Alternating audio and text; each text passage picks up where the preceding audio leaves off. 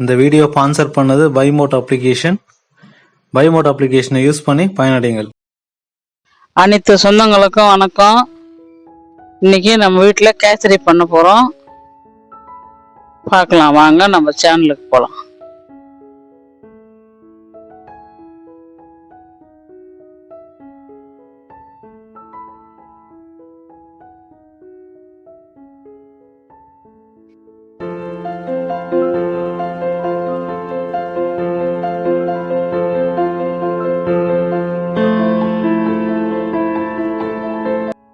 ஏலக்காய் பொடி, ரவை ஒரு கப்பு, சர்க்கரை ஒரு கப்பு, முந்திரி, திராட்சை, இது கலர் பொடி, நெய், தேவையான பொருள் தான். எப்படி செய்யறதுன்னு பார்க்கலாம்.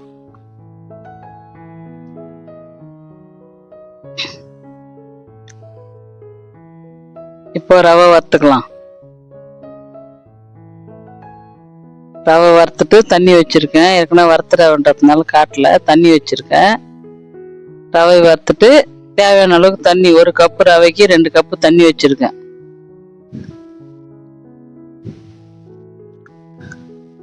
இப்போ நெய் கொஞ்சம் ஊற்றி நம்ம முந்திரி திராட்சை வறுத்துக்கலாம்.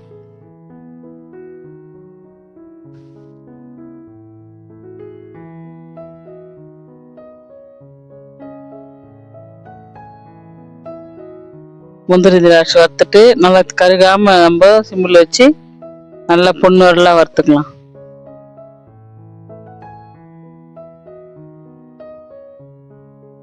போதும். இப்போ பக்குவம் வந்துச்சு, எடுத்துக்கலாம்.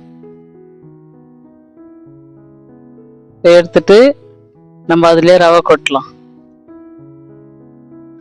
எண்ணெயில் ஒரு வாட்டி வறுத்துக்கலாம். முதல்ல சும்மா வறுத்தோம்.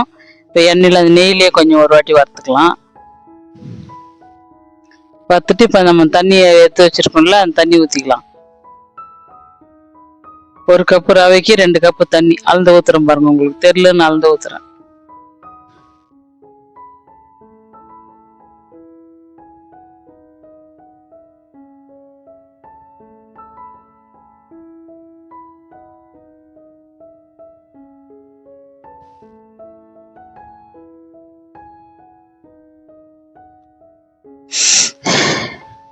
மூணு கப் தண்ணி ஆயிடுச்சு.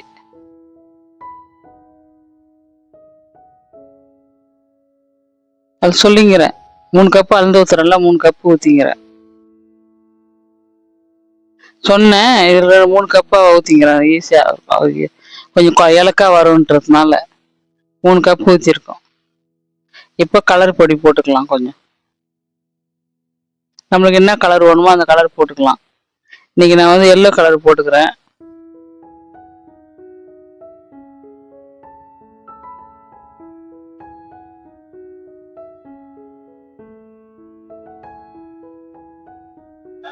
வருஷப்பருப்பு, தமிழ் வருஷப்பருப்புக்கு கேசரி பழம் எல்லாம் வச்சு படிச்சு கொஞ்சம் கேசரி பண்ணியிருக்கேன்.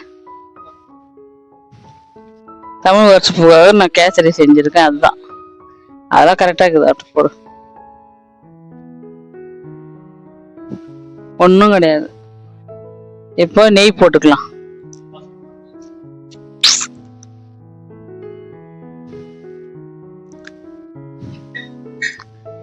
நெய் கொஞ்சம் போட்டுட்டு இப்போ நம்ம சர்க்கரை கொட்டலாம். இது ரவை வெந்த பிறகு சர்க்கரை கொட்டணும்னா தான் கரெக்டாக வரும். அதனால கட்டி இல்லாமல் வரும்.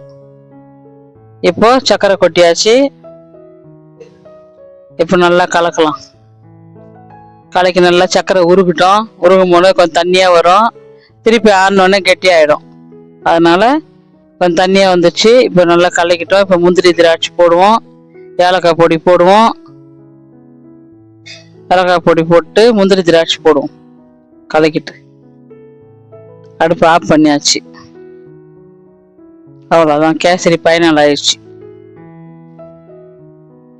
இப்போ எப்படி புதுசாக வந்தால் ஃபாலோ பண்ணிக்கோங்க.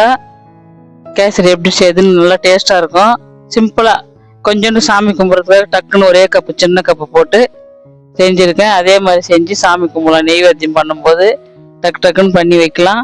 புதுசாக வந்தால் ஃபாலோ பண்ணிக்கோங்க, லைக் பண்ணிக்கோங்க.